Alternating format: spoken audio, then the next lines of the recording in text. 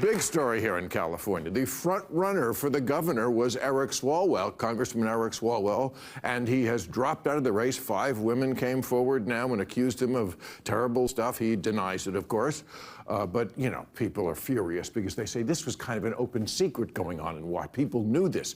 I think they're right. I think the signals were everywhere. Like, you know how politicians always wear the flag pin? He had an eggplant emoji. I mean... So he has also now stepped down as a congressman. He's not even there anymore because, you know, it turns out first 1 woman comes forward, then it's 4, then it's 5. Turns out he hit on a lot of women, and also once in a dark cocktail lounge, Kristi Noem's husband. But that's a different...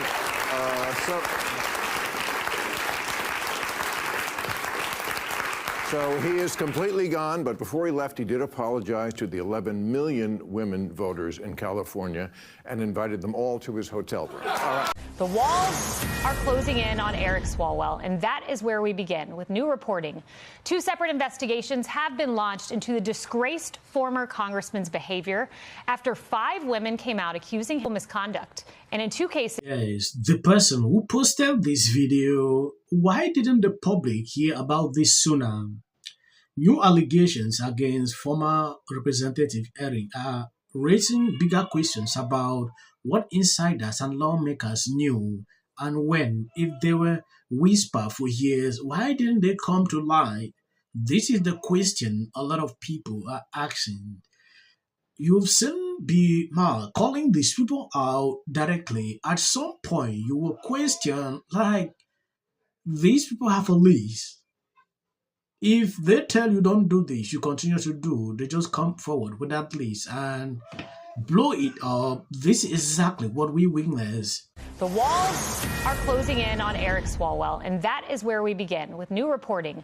2 separate investigations have been launched into the disgraced former congressman's behavior after 5 women came out accusing him. Now listen to this. There have been whispers in Washington for years about his alleged misconduct.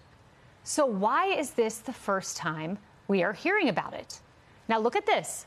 Back in 2017, CNN reported that there was an unnamed California lawmaker who pursued at least 6 female staffers, but they never revealed who that lawmaker was because they said the stories were not verified. Now, that's fair.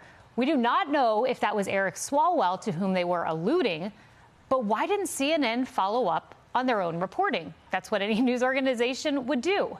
In that same year, just 1 month later, Politico reported that at least 20 lawmakers accused of sexual misconduct were about to be unmasked.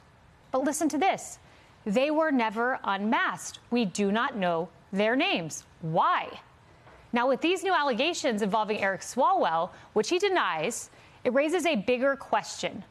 If reporters, insiders, political circles were hearing things back then, why didn't anyone do anything about it?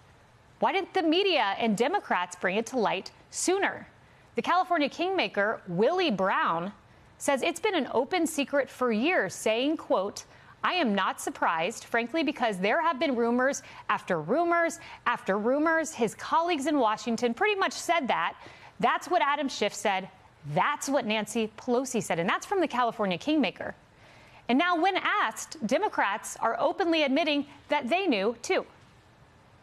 I had heard rumors that he was a womanizer, and that's one of the reasons that I endorsed Tom Steyer in the race. What were the rumors?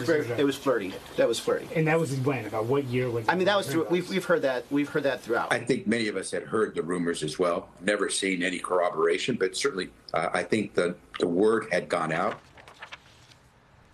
And just this week, a 5th accuser spoke out against Eric Swalwell. You might have seen this, detailing how he allegedly assaulted her. Now, we have to warn you before we play this, these details are disturbing. Here is Lana Drews. At the end, the truth will always come out. If this guy was not running for the governor of California, I'm telling you the truth, you will not see this happening. Yeah, they will continue to twist the whole story. This just offended a lot of people that don't want him because he was actually the front runner. So They just have to bring out his name. And this happened. They knew that this guy was like that. As I'm talking to you, he might not be the only person. There are still others that they are hiding.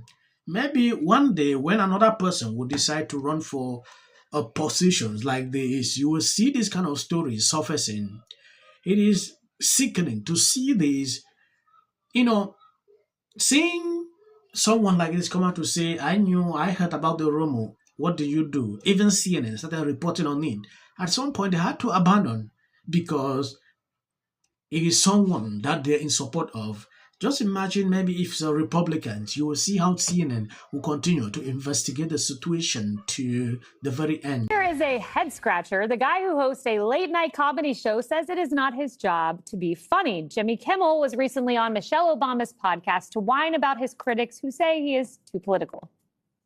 At heart, you're a prankster. You're a morning show radio guy, but here we are in these times, and you have so bravely and boldly used your platform to speak truth to power, as they would say. To say that, well, your job is this, it makes me, I bristle at that because, first of all, don't tell me what my job is. Exactly. I don't tell you what your job is. My job is whatever I decide my job is, or whatever my employer allows me to do. That's what my job is. And comedians have been doing this for a long time. The king of late night, Greg. Well, it's good to see they're reviving the Man Show. Look, he is right. He doesn't have to listen to criticism, but then don't complain about it. You can do what you want, and we can tell you it sucks. You get paid handsomely, so take it like a man and stop blubbering. At some point, when you take a look at what is going on, you can clearly see the level of hypocrisy with someone like Jimmy. Taking a look at a tweet like this, of course, Jimmy ignores Eric's scandal, but happily launched the disgraced Democrat gubernatorial campaign on his ABC show. Nothing to see here, folks. Just business as usual at the late night propaganda wing of the DNC. That is the truth. I was expecting Jimmy to actually talk about this issue of Eric. Jimmy did not mention anything about the guy, and that should tell you a lot about these people. Just imagine this guy was a Republican. You will see how Jimmy will go after these people. Not only him, the late night shows will do that. But because of they were shut up, it's very shameful, when I see them do this every single time. If you call yourself a comedian, your job is to make people laugh. But Jimmy sat with Michelle instead. Even watching the Michelle podcast, I thought along the way, maybe they will mention something like that. They had to dodge away. That should tell you a lot. I'm going to end here as of the short clips at the end. That is from White Algorithm. You can always skip. People who got duped, who thought the economy was going. I'm in support of that. Until the First Lady brought them back with her surprise statement last week. How does this benefit? I'm an actor. Creative content. Why are you not looking forward to the White House fight? Well, it's kind of a gimmick. I have 300. Lewis.